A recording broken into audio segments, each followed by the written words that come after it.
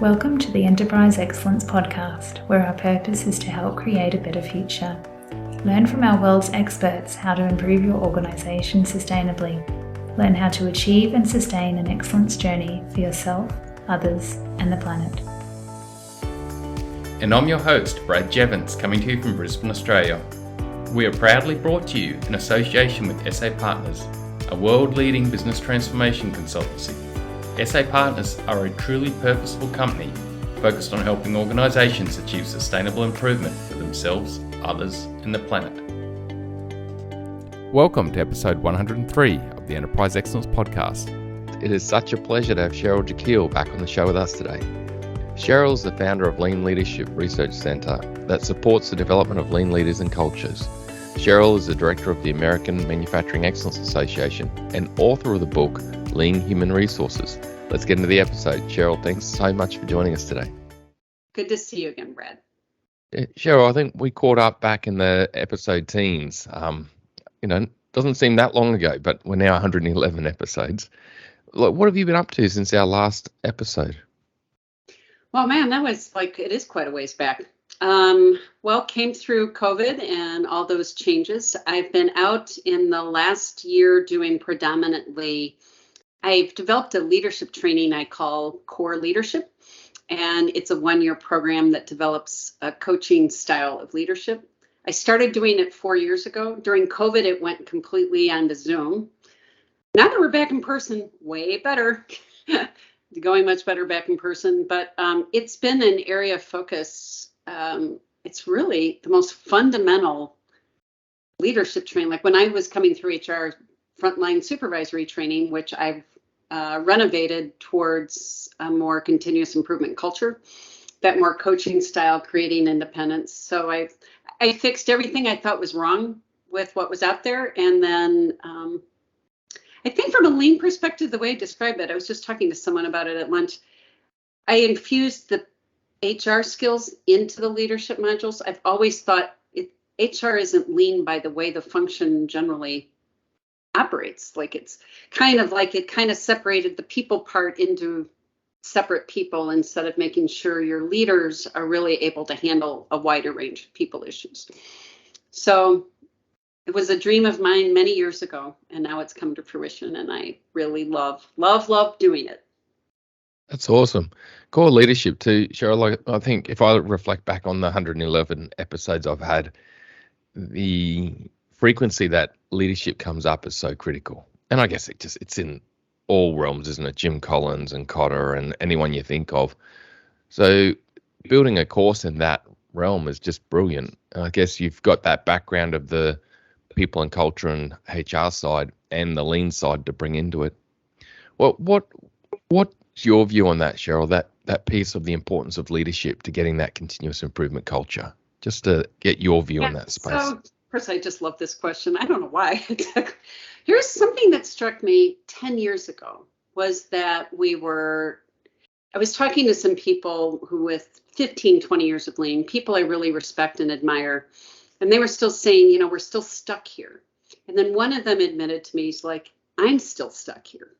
And I looked at him, was like, he's one of the leanest guys I know. And he's like, I'm still stuck I don't really coach the way I want to. And I felt like I was right at the cusp of this very important piece around, we don't really have a very easy way for leaders to share with each other the challenge of being that coach. Do I tend to still want to give advice or have control, or, how do I really shift my mode? And so really the work partly has been devoted to, when it first worked, nobody was more surprised than me. But what had worked wasn't something I did. It was bringing the leaders together, and as they went on the journey together and started to share how hard it is and watch each other shift and change, and they all got on the same page and felt supported. Who knew that if people can share a common problem, that they do better? So I think one of the things, I think the style of leadership we're looking for is a fairly tall order, and we haven't really given it a big enough intervention. We're not doing enough to make it happen, and we keep treating it like, well, you ought to be able to do it. If you're just a normal adult, you ought to be able to coach. And I'm like, I don't think so. much less if you're used to being wired towards, I'm used to feeding my team rather than teaching them how to fish. It's hard to give that up. I love feeding my team.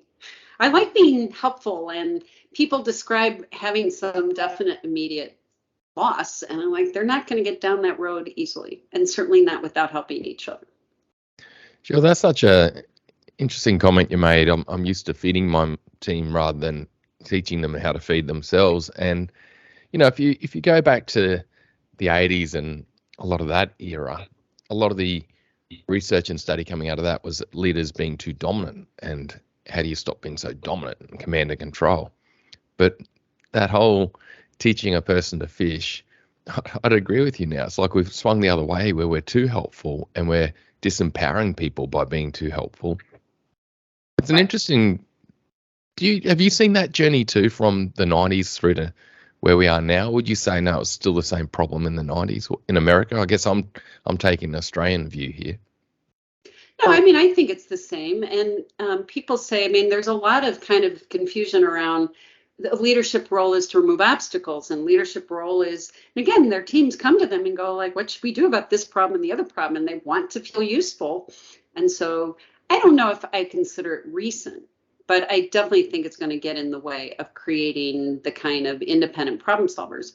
Company after company I talk to, I think around the world, say, I'd really like a team of problem solvers. And that's not going to come from people that, are really what I think of as leader dependent. Plus, much of the asking for help, I think, is really around I'm afraid to take the risk, or I'm afraid of getting blamed, or I'm not sure of myself. They're needing leaders to encourage them and, bring them forth. But again, if leaders mostly are following how they were brought up, that's not how they were. That's not how they were mentored. So they're going to just start doing that. Mm. And there's such a pressure there to just give the answer. Like, I've got the answer, just give the answer and get them out of the way because I'm busy. Or there's a emotional pressure of, I want to help them. They're in pain. This is awkward for them. And sometimes it can take a bit more of a firmer conversation, not extreme, but to say to someone, okay, so what do you think? What could you do? That can be really awkward for a leader to have that conversation. Yeah, they'll always say to me, like, well, Cheryl, how do I do that? Like, they see the change. And I'm like, so what's in your heart for your people? And then they'll start to describe for me, even big burly men, they'll go, well, I want them to be independent. I want them to grow as professionals. I want them to be able to know what to do on their own without me being there. And I'm like, so say that. Share that. Instead of you just shift to asking questions, share for them your desire of what you want them to grow in and become. So when you say, what do you think? It's your way of caring for them instead of it's my way of like, because they do at first go like, why are you saying that? Like, I care too much about you to keep giving you the answer and you not grow on your own.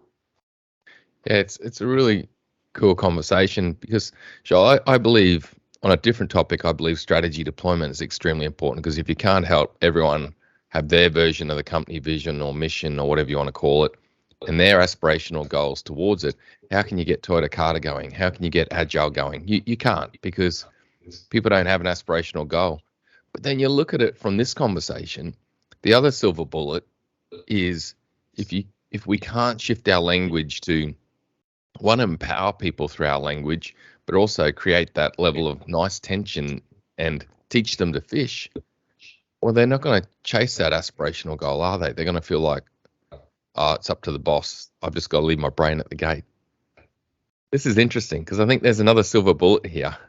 Not that I believe there's ever silver bullets, but I think this is probably one of those topics, isn't it? Yes, it is. That's why I've just become really interested in the change. And a lot of times I think in these cultures, there's some things working towards what you're talking about, that kind of the strategy deployment and the problem solving but there's oftentimes other things that are moving counter to it. Like, what do you do if someone makes a mistake? Even one of the groups I'm working with, they're discovering HR has a number of practices that would be working in a different direction. So I think some of it is making sure everything's heading more in the same direction and actively looking for anything that actually runs counter to that kind of independence. And yeah.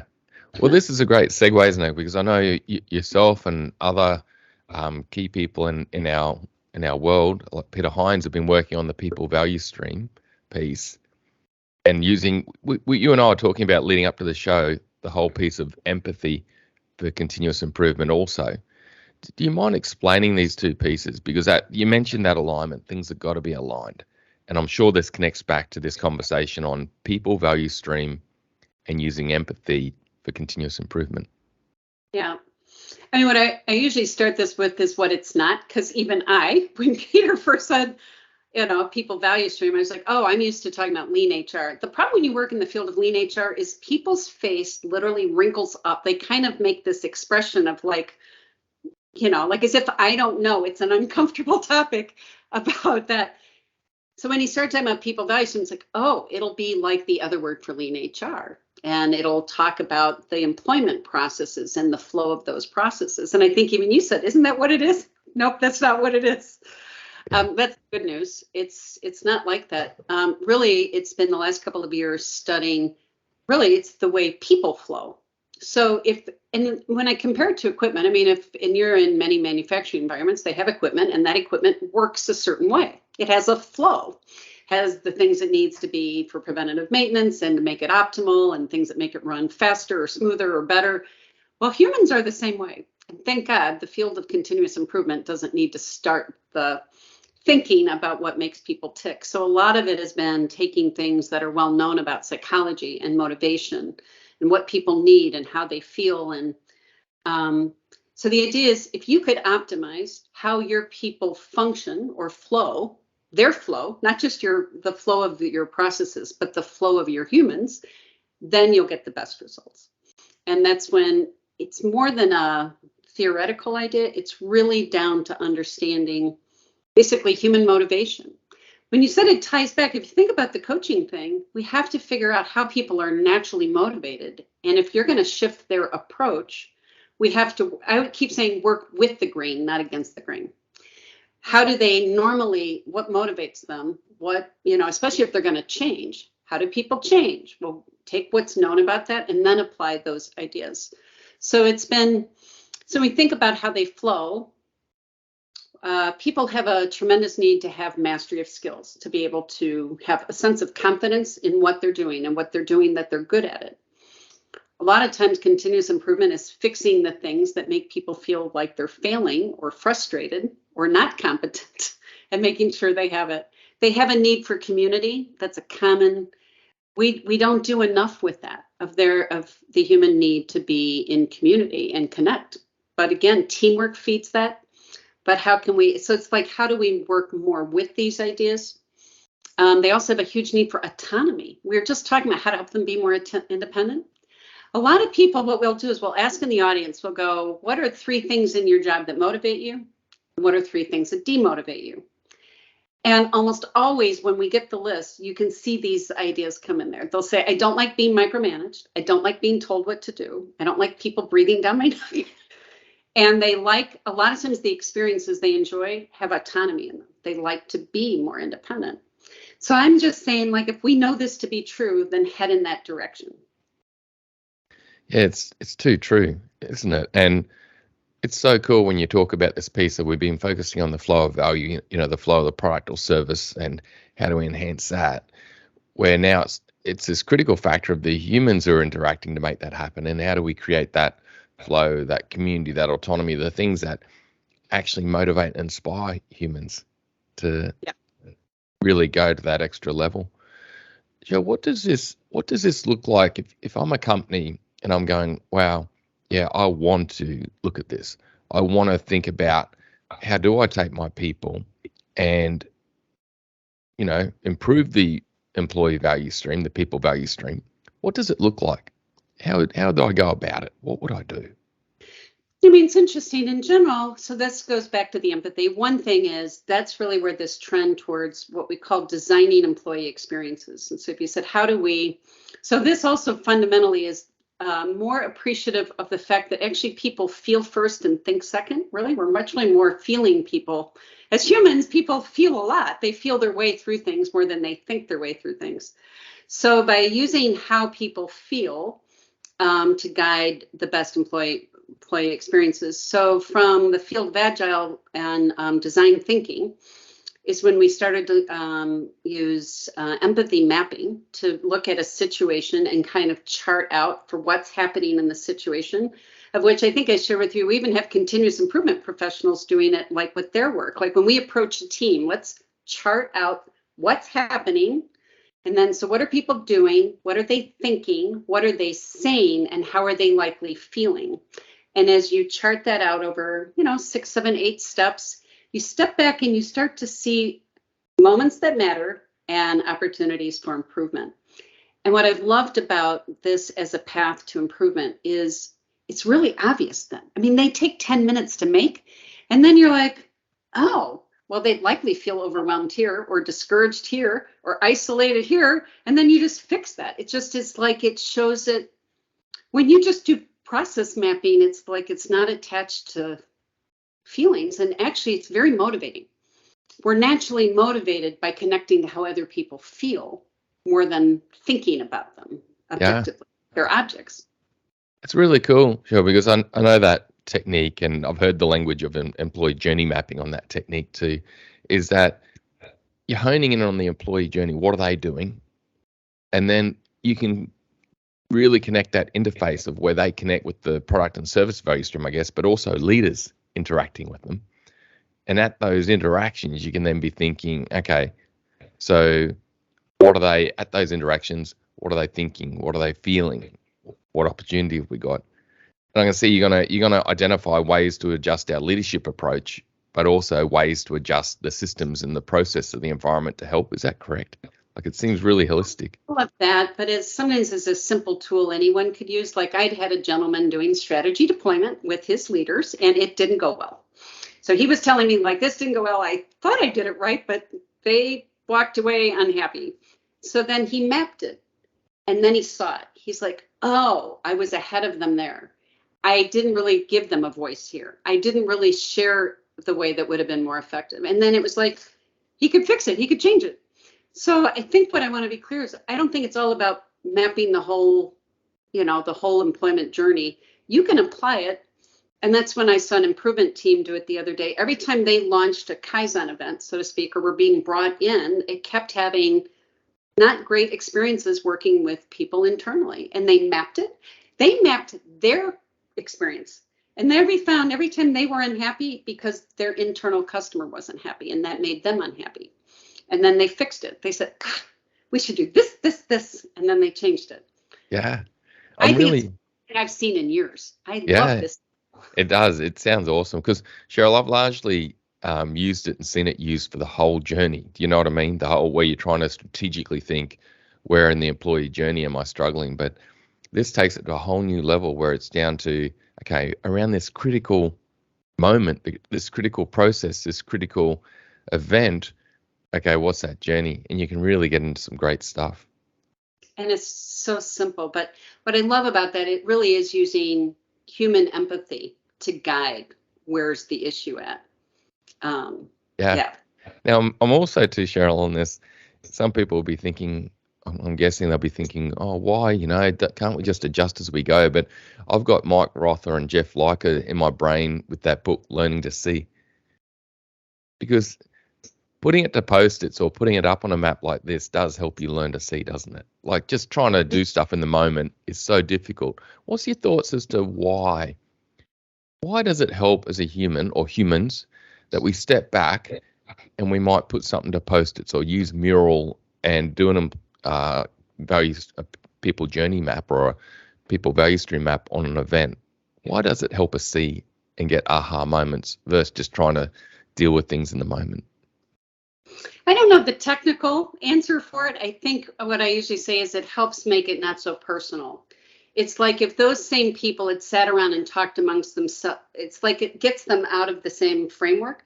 When they put it up on the whiteboard and then they stepped back and they looked at it and they simply followed the feeling, then they saw what's making us unhappy and they said, oh, well, it's the way we're approaching them that makes them upset, which upsets us. Like, change it. I don't know why it is.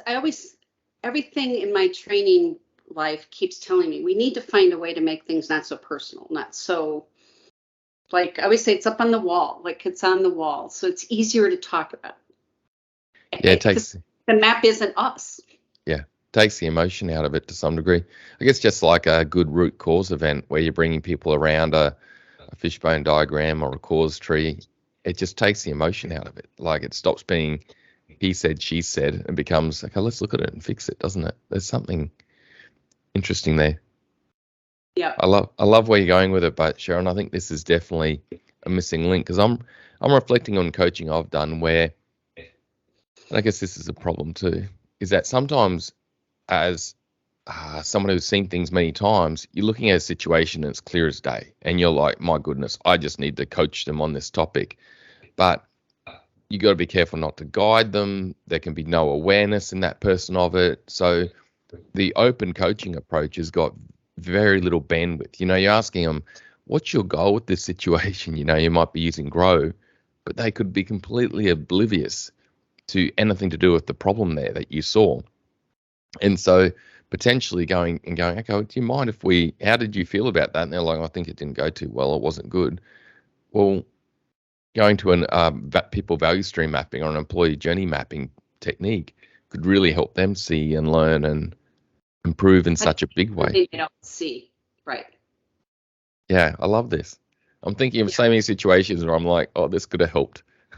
Yeah, and they kind of like it. I think first of all, they're fast to do. I mean, they only take a few minutes. One of the common ways we start doing them is on onboarding. But again, don't wait for like your people department. I mean, even just in your own department, I'm about to onboard a person. Let's map that out and get a sense what they're going to be feeling as we do whatever, and they will spot opportunities for improvement. And it makes them happy. When they think I can make this new person in our team happier and more engaged and more pleased to be here, it just makes the team, it creates a nice lift in it. And then they're like, well, that was easy. Yeah. That wasn't hard. Yeah. And I do a lot of customer journey mapping, Cheryl. That's something I do a lot in the agile world. And I know that really makes people sit in the customer's shoes, like it gets them deep in the customer's shoes. This technique, very similar, isn't it? But it gets them to sit in their employees' shoes very deeply. And I guess that brings that high level of empathy that you mentioned that connects to it so strongly. Yeah, exactly. So it's been really rewarding. And I think, it's always been my longest suit. It's literally my greatest strength is I'm highly empathetic. So being able to see how that is like a tool is a whole new thing. So I think, Cheryl, I was talking to our HR people and culture leader the other day at a company, and they were talking about we want to improve the employee journey. We want to make it better. What do we do? I've never seen anything out there. And I was like, wow, I actually know a lady that's cutting edge on this stuff because it is cutting edge. This has not been around. I've seen snippets of it over the internet from different little bits here and there, but you, yourself and Peter and others, you're actually creating a whole new way here. This is new. Yeah. A couple of the things I'd have someone think about if you were heading towards reshifting your I say it's like having a different lens on. You're still, your organization's still roughly maybe functioning the way it is, but it's like a different way. Is we think about people more individually. More if they're separate human beings with their own separate lives and their separate ways of thinking and their separate needs. And so when we look at metrics, we're talking about how would you shift your metrics? Like the lessons we talk about engagement, it's an aggregate. Or how many improvement ideas do we have instead of how many do we have by person? Even things like learning and development, a lot of times they'll say, well, we have all these examples of people that got promoted or learned. Every single human being that is not learning, and I don't care if they're 3 months from retirement, is suboptimal. They have an innate desire to learn. And so a lot of times things like learning, we're always like, well, we set it up to meet the needs of the career path or the company. But what we're saying is, if let's say you created it to meet the needs of the humans. If you have 1,000 people, all 1,000 are learning, then you'll have even better results. Instead of, I think it just creates a whole new window. So I think a lot of it is shift your metrics to more by person and what are you measuring to really measure psychological safety, well-being, all of those kinds of things, learning, mastery, behaviors.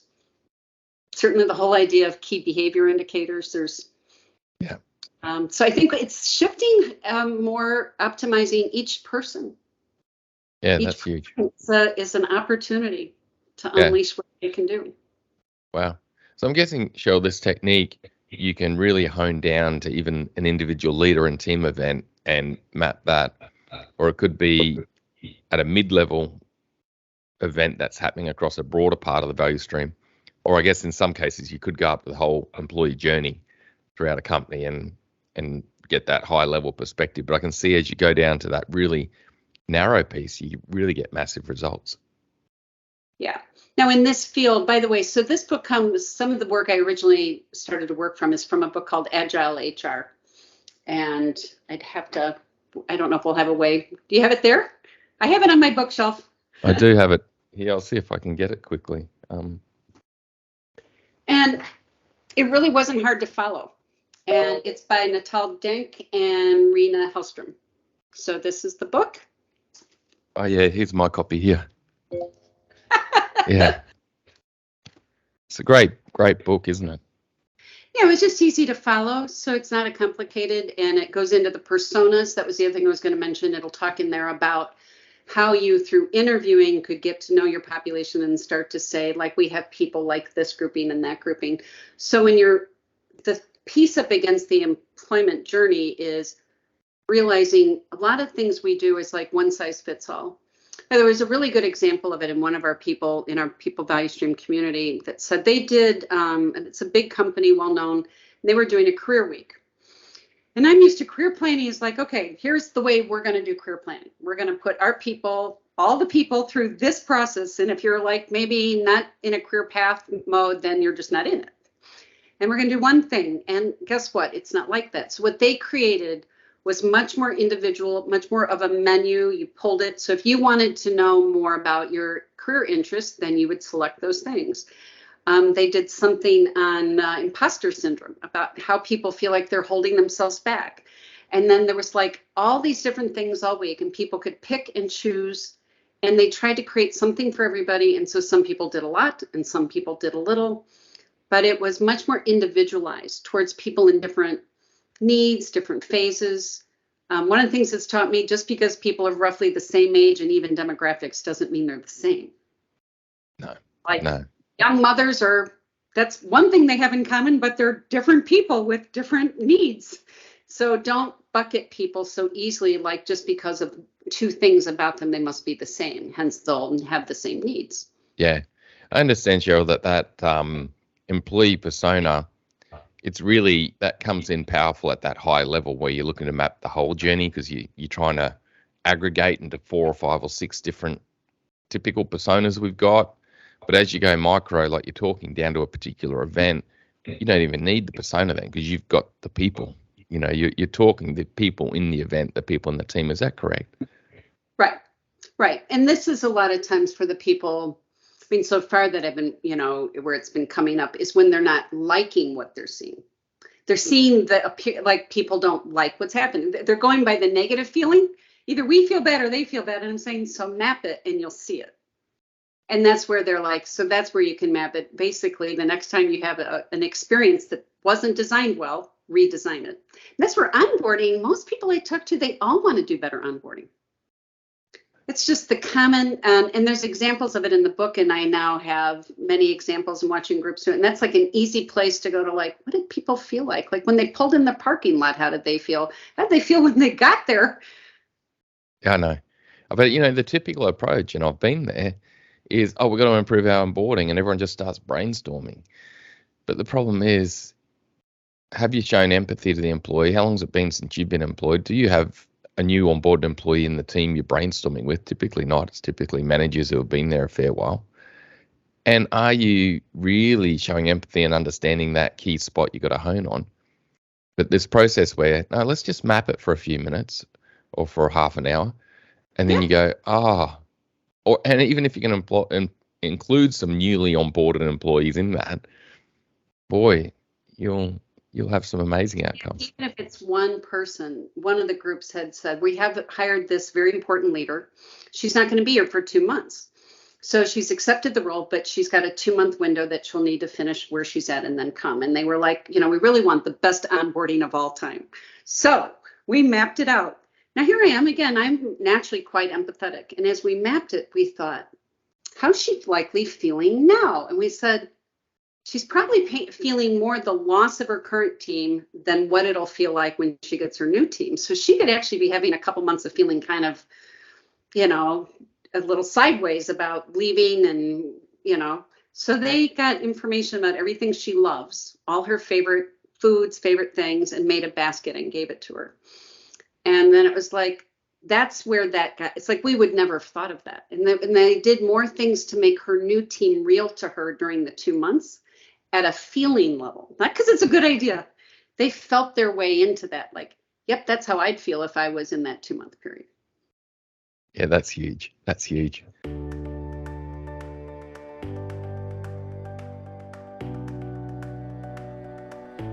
Go to enterpriseexcellencepodcast.com/downloads to get hold of an image of an employee empathy map that will help guide your process and learning on this key topic. Also, Cheryl Jekiel and Peter Hines will be hosting free events upcoming to help us learn from each other. Please reach out to Cheryl, Peter, or myself to get involved. Please like, subscribe, and share this podcast to help others gain insights and create a better future. Let's get back to the episode.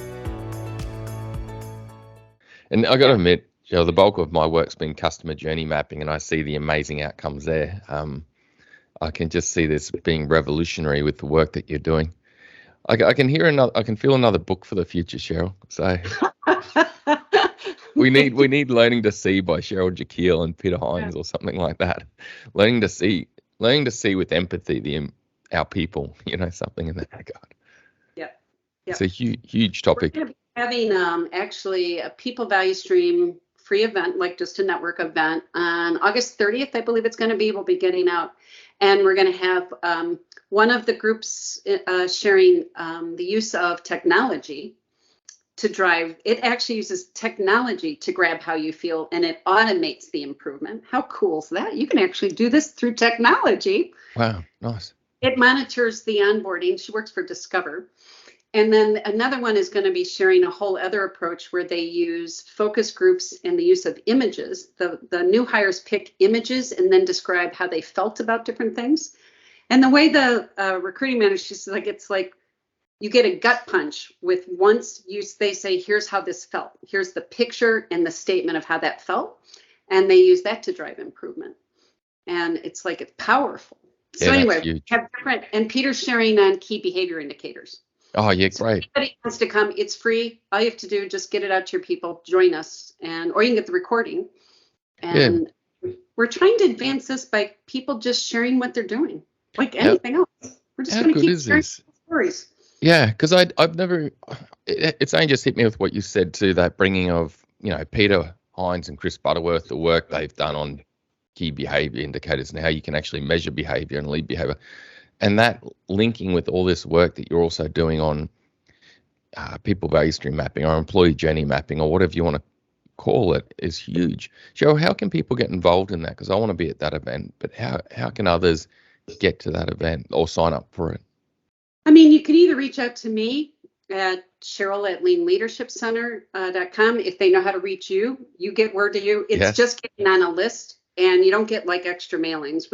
When we have events, and we're looking to do about at least 3 or 4 a year. We purposely, it's definitely not about a money-making venture. It's really, we just want to bring people together that are doing great work with their people and advancing and innovating and bring them together. And that's what it's about. So even in that, like one event, we'll maybe have 4, 5, 6 companies all share and then time to talk. Yeah, great. Cheryl, I'll definitely. Yeah, I'd love to be there, and I've got a few people already that I'm thinking of. What we'll also do, Sharon, listeners, is we'll bring this episode forward a lot. Typically, I do have a bit of a backlog, I've got to admit, so we'll get yours in early, Cheryl, to give people time to jump on that event. I guess, like you said, there's going to be future events too, so that'll be brilliant. Because I truly believe that this is the hottest topic of helping organisations move forward in line with, I still believe strategy deployment is really important and cultural deployment, but those two Like, there's not much more. And then maybe customer journey mapping thrown in, and you've got a trio that is extremely powerful to help your organization progress rapidly. Yes. Yes. There's Yeah. lots of new stuff coming. I know. And it is relatively cutting edge, which I wonder why it's taken us, like, and I guess you and I can talk to that, can't we? We can go, why has it taken this period of time to get to this position? Do you know what I mean? Like, we are in the late teens and early 20s developing these innovative ways of helping people see what's most important, which is critical, the customer journey, but then very importantly is the employee journey. It's been a long while coming, but thank you for creating it, for the work that you've done and Peter's done. But I should also just pay mention to Natal Dank and Rena Hellstrom also. Yeah, I'm a huge fan. I mean, I hope to meet them someday. I'll have to reach out to get them on the show too. Yeah, it's been one of the most impactful books. I share it everywhere I go. And yeah, I was thinking about, how I think it's taking us two things. I think because of COVID, kind of turned the world on its side and everything changed. It changed the ball game. And then, there's been this whole great resignation. So the whole time Peter and I were doing this work, and we were using like even Maslow's hierarchy of needs. And so then all of a sudden, the major HR association in the United States was out doing Maslow type webinars in the last few months. And I was trying to explain to Peter, like, I think, as people now are really struggling to attract and keep and retain talent, they're saying we're going to have to figure out what our people actually need. It's not a nice to have. We're going to have to figure out what to do differently if they're going to stay and want to be here, and much less get people to want to jump on board. So I think it's become like critical. And then I was also thinking the other day, I was talking to a group of engineers who are generally used to the improvement stuff like tools, like 5S and Kaizens and problem solving. And he finally sat back and he goes, so Cheryl, you're saying psychology? We have to know psychology? But we said, I can see now our efforts haven't sustained. The people, we've been slow to realize that we need to figure out how people operate and how they think and what they'll do, or we can keep applying those things, but we're, again, I think working against the grain instead of how to figure out how to use what we know about how people think and feel and apply that to how we improve. Yeah. That I really think in the end, it's really getting clear. Why would the field of psychology, which is a science, because I keep making it sound like it's the soft skills. I'm like, no, I think it's science. There's oodles of science around how people operate. Yeah. Yep. So time to use it. Yep. Psychology or psychiatrist, which is the brain science, it's all there. I think too, Cheryl, the thing that's powerful with what yourself and Peter and Natal and Rena are doing is that you don't necessarily have to be a psychologist to do this. Like, you have a system. It's a systematic approach that you can follow, just like value stream mapping, that will help the right team have insights and make things better. You don't have to go to a psychology degree to be able to achieve great outcomes based on what you have done. It's brilliant. Just like when Mike and Jeff and the team really honed in on value stream mapping. You don't have to be an engineer with value stream mapping to really figure out how to optimize your production process or your supply chain process. And that's why empathy. How did you want to optimize how people have an experience in the workplace? Well, use your internal guiding system, which is your use of empathy to bring it in. Got it. We're born with it. I mean, it's not like we have to go get it. Yeah. Or go to school for it. We have it. Joe, what do you think? And I'm going to talk more broadly. Normally I'll say on this question, what do you think stops organizations doing this, right? But I think I could probably more broadly go, what do you think has stopped society doing this up until now? Why is this not reared up massively earlier on? Because I think any listener right now will be like, this is critical. But why has it taken this long, would you say? I mean, I was used to early in my career as like, again, feelings are my strong suit. So like whenever we would do these analysis, I'm like heavy on feelings, less a little bit analytical, although I am still analytical. I always feel like over my career, it's been this idea of, I said, the soft skills, where like there's the thought and then there's the feeling was somehow less important. even though the whole field of emotional intelligence started to say otherwise. It was like, nope, how people feel, like that's important. I think it's going to be coming into a broader awareness that how people feel is what guides what they do all the time. And how do we use that and think of that as a soft skill or a nice, or, people go, the touchy-feely stuff. I'm like, I don't think it's the touchy-feely stuff. I mean, how people feel will determine your outcome. So I think it's making that a hard science, more like the hard facts of it, giving it really the credence that this is science, like how people think and how they feel and how their brains work, what motivates them, how do they change.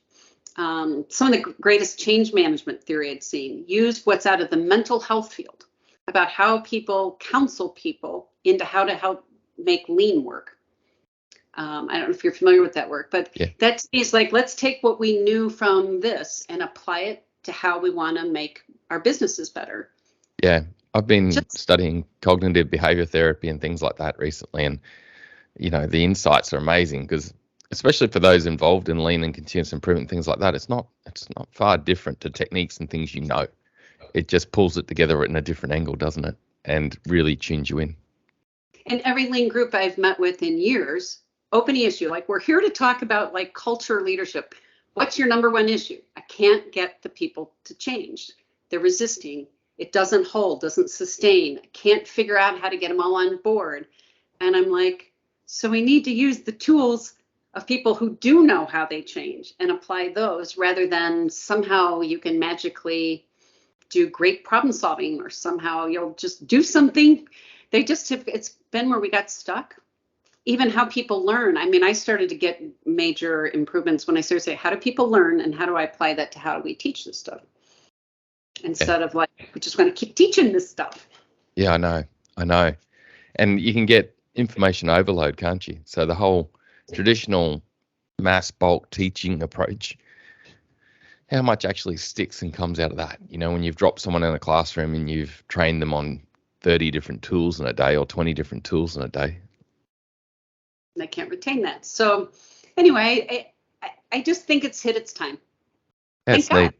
Well, thank you, Cheryl, and thank you, Peter, and Natal, and Rena, and anyone else involved in this space. It's going to be game-changing for many organizations, which is amazing.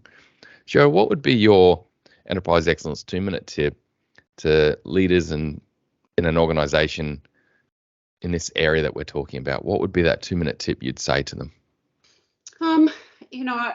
The way I've come to think about it this year is I used to think about it as how can you just get everyone involved in improvement in some way, like what can they do? But it was always mostly with how do you help the business?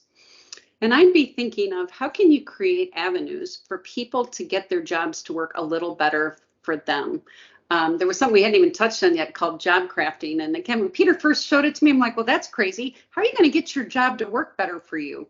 Like all kinds of ways to get your job to work better for you. So basically invite your people to do things that make their jobs a little happier for them, a little more comfortable, a little more suited for them, a little more ways their passion and interest can come alive in their work and still get their jobs done, all the same. But I think if everyone was a little happier in their jobs, then you would really still end up with exponentially better results. That we'll see that optimizing people's lives and happiness optimizes the results. I think we only have to think back in our own careers to know that's true, don't we? We think back to those times where we were in the zone and really fired up and happy and engaged and had high morale. That's when we got our best results. Yeah. And you couldn't, we're like, it's Monday morning. I can't wait to get there. Can't wait. Yeah, let's go. You're on holidays and your brain's thinking, oh, okay. Yeah. Do it. Yeah. Thanks, Cheryl. So, Cheryl, what's been a recent, I know you've had so many insights through this journey that yourself and Peter have been on the last little bit, but what's been the biggest insight you've had recently? And there's been so many. I think one that I've had most recently is, I'm just actually writing about it this week. I think we all know that we need to feel successful. I've always said people are hardwired to need to be successful. The issue in our current environments is a lot of people have either people shortage, they don't have enough people, or they're having people leave and they have a lot of new people, and they're having all kinds of supply chain problems. So we're asking our teams to work in environments that are fraught with challenges. And so that's a recipe for them to feel not successful and it to damage them when your output is going to be the same either way. I mean, it's not their issue that you can't get as far. So I've been actually thinking, my insight is we need to restructure goals and expectations to match what we're asking of our teams to ensure they feel successful based upon the circumstance. Like one team had their HR group during COVID spend most of their time tracking and making sure everybody knew, and they had contacted everybody. And so it scratched all the goals. Guess what? You ended up with the team that felt like they failed when actually they had done exactly what was asked of them until midnight most nights. So I think it's really ask ourselves if our teams in this environment can feel successful with what they're being asked of. And if we need to make adjustments, make them so they know they are successful given the situation they're in. Yeah, too true. Too true. I've got an insight I've done on that recently, Cheryl, that out of Agile, I've learned a lot more about, the sprint goal, your longer term vision and goal, but setting a sprint goal, but not going too far ahead. And so you see a lot of my charts behind me now are blank, but all you do is draw a little black line for like 2 or 3 months ahead to go, well, from where we're at right now, our current state, Mike Roth will work again. Let's just move to here. It might be that I was a mile off where I was 2 months ago, but I'm just going to claw my way back. And I tell you, Cheryl, the power of that is huge. It is huge. People are just so motivated. Yeah, you want to win. Success. And if they're going to have a failure, I mean, I love Mike's work, by the way. If you're going to have a failure, make it a little baby one, and you can course correct right away so that it's not demoralizing. It's just a little setback. We learn you learn from that, and now try something else. Yeah, but and just definitely move your way back. Small incremental celebrations. I don't think I go anywhere that people are like, we don't celebrate enough. We don't celebrate the little things. Yeah. We're always like, it's never enough, never enough. We're always churning. And I'm like, humans are fed by a sense of accomplishment. Yeah, that's it. And if your figures are so far down in the red that you just can't see your way back, you're going to be demotivated, something chronic. But if you adjust your current state and just try to get back a certain portion, well, no, they're going to be motivated to do that because we can do it. We can get there. Yeah, like here's what's realistic, and can you stretch it a little? I'm like, yep, we could do that. We can do what we can do and a little better. Yeah. And then we're set up to feel good. Yeah. We just said it's harder for any group to accomplish things if they're feeling discouraged and like they're not getting it done. Yeah, I think on that topic, we need to send the thanks out to Mike Roth, Jeff Sutherland, Ken Schwarber. These people have done a lot of work in that space. But I think, Cheryl, we've covered some amazing topics, and I'm so excited in relation to where this is going to go in the future. Like I think yourself and Peter and others are on a massive topic here to truly create a better future and help things stick and help things go forward more effectively. How can people reach out to you, Cheryl? Like you've already mentioned is it best that people reach out to yourself if they want to learn more? Just Cheryl at leanleadershipcenter.com. Yeah, so great. That's my email, and it's the easiest way. You can go out to my website, Lean Leadership Center, and you can certainly subscribe through there. But I love hearing from you. And again, I'm really have become very much interested in creating a broader network of people who want to learn from other people, other organizations. I have definitely found by this age, it feeds me, as I would say. It definitely, it's what makes me happy. It's helping connect people and helping them meet each other. So. Oh, Cheryl, thank you. I will definitely get this episode up quickly to give people time for that event. And we'll put more details on the show notes about that event so that people can easily get to it, because it is for many, this is a new topic. This is sort of cutting edge, and I know there'll be many that will want to learn. So Cheryl, thank you for everything you've done and everything you continue to do to help us create a better future. Thank you so much. Thank you, Brett. Enjoyed it very much. Bye for now. What a great episode. Remember, you can visit our website, enterpriseexcellencepodcast.com/downloads to get hold of an image of an employee journey map that will help guide your process and learning in this key approach. Also, Cheryl Jekiel and Peter Hines will be hosting free events upcoming to help us learn from each other. Please reach out to Cheryl, Peter, or myself to get involved. Please like, subscribe, and share this podcast to help others gain insights and create a better future. There were 2 key takeaways for me from this episode. Firstly, employee journey or empathy mapping as a way to improve micro events, processes, and challenges. I've always used employee journey mapping with organisations to help them explore and improve strategically the journey of their employees from discovery through to onboarding, through to growth, and eventually to devotion, the whole journey. This technique Cheryl described of using the approach in a more micro way to improve one aspect of the process on her event was amazing. Starting with what the employees are doing, showing empathy to this, and then exploring the employee-facing or impact aspects through the journey, as well as what they are thinking, feeling, and then exploring ways of improving is amazing. It allows us to enhance the employee experience at the same time as the process and outcomes achieved. The second key insight for me was Cheryl's discussion around employee experience and engagement being a major outcome to any change or improvement, sustaining and achieving success. This is obvious when you think about it, but it is not something that's front of mind every day. If we can improve the employee journey through a change, improvement event, or a general process we are working on, will ultimately help achieve sustainable results. It is a credit to Cheryl and Peter Hines for this work. I know they have been focused on how to achieve sustainable improvement and change for so many years. Thanks for all that you have done and continue to do, Cheryl, to help us create a better future. Bye for now.